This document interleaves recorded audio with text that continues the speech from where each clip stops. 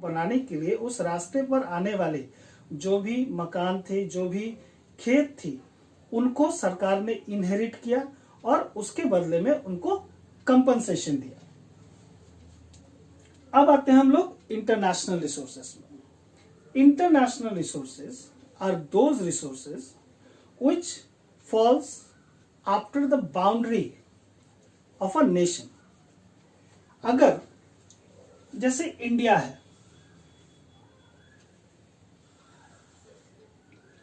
India की boundary के इधर चूंकि तीन तरफ से समुद्र है, अगर किसी नेशन का बाउंड्री सीज में होता है तो 12 नॉटिकल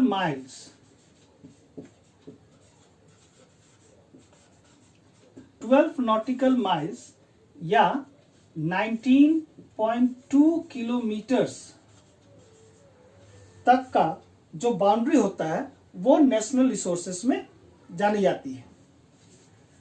और उस बाउंड्री के बाद 200 नॉटिकल माइल्स या 370 किलोमीटर्स के बाद का जो रिसोर्सेस होता है वो इंटरनेशनल रिसोर्सेस में जानी जाती है। अब एक क्वेश्चन आपके दिमाग में आ सकता है कि within the area which falls after 12 nautical miles and between 200 nautical miles how this resources could be used. अगर ये लगता है कि यहां पर कोई ऐसा रिसोर्स है जो कि उस देश के डेवलपमेंट के लिए फायदेमंद हो सकता है, तो वो देश यूनाइटेड नेशन जो कि एक इंटरनेशनल ऑर्गेनाइजेशन है उससे स्वीकृति लेके इस रिसोर्स का इस्तेमाल अपने डेवलपमेंट के लिए कर सकती है। Now the last point, status of development.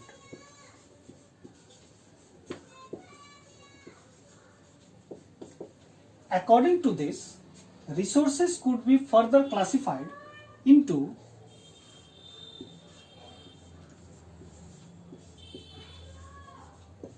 potential, developed,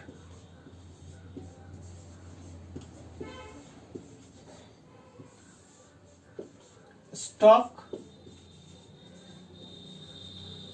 and reserve।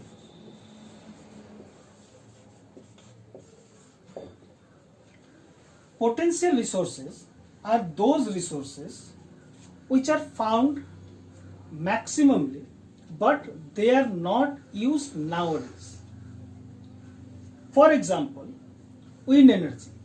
Gujarat is a state where there is a huge amount of wind energy, but they are not used as they should be used or they could be used. So, example of potential energy, wind energy,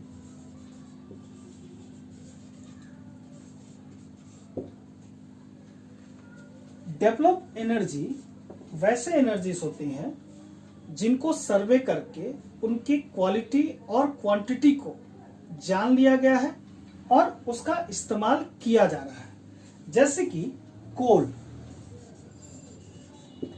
ऐसा माना जाता है कि भारत में करीब करीब 25,000 turns कोल का reserve है जो कि हम लोग अभी इस्तेमाल कर रहे हैं। स्टॉक रिसोर्सेस वो रिसोर्सेस होती हैं जिनके बारे में हमको पता तो है लेकिन हमारे पास वैसी टेक्नोलॉजी नहीं है जिससे कि हम उस रिसोर्सेस का इस्तेमाल कर पाए।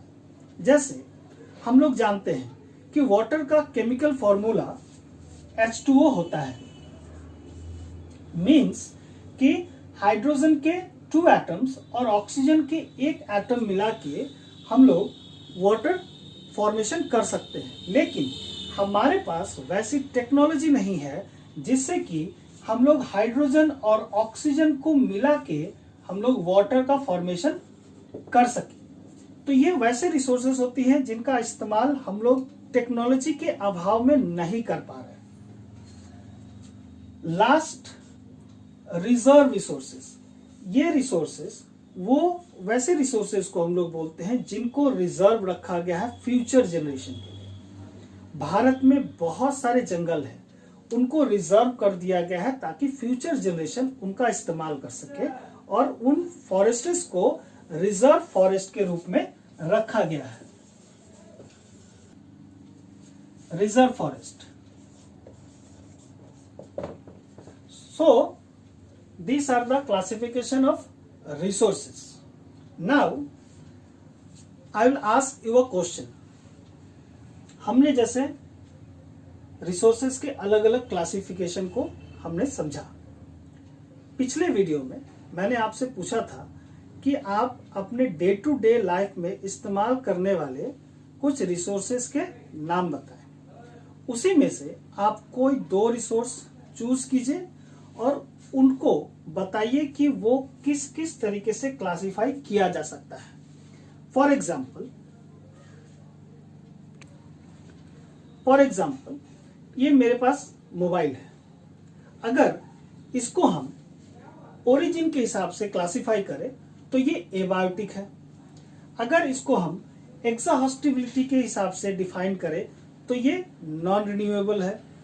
अगर ओनरशिप के हिसाब से डिफाइन करें तो ये इंडिविजुअल प्रॉपर्टी है, और स्टेटस ऑफ डेवलपमेंट के अनुसार इसको अगर क्लासिफाई करें तो ये डेवलप्ड है।